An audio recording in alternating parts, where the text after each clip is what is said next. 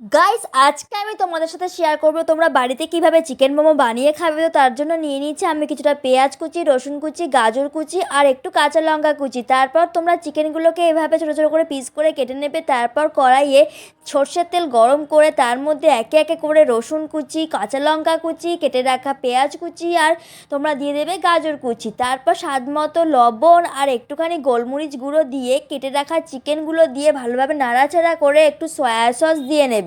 এইভাবে একটা পুর বানিয়ে নিয়ে তারপর ময়দার লেচির মধ্যে পুর দিয়ে এইভাবে তোমরা শেপ দিয়ে মোমোগুলোকে গড়ে নেবে। তোমরা চাইলে অন্য শেপেও গড়তে পারো। তারপর এই মোমোগুলোকে কিছুক্ষণ স্টিমে রাখতে হবে, 5 থেকে 7 মিনিট স্টিমে রাখবে। তারপর এইভাবে মোমোগুলোকে সাজিয়ে পরিবেশন করবে চিকেন মোমো। ভিডিওটা কেমন লাগলো কমেন্ট করে জানিও। ভিডিওটা ভালো লাগলে লাইক করো, চ্যানেলটাকে সাবস্ক্রাইব করো। অ্যান্ড দেখা হচ্ছে নেক্সট মিনি ব্লগে। Bye bye.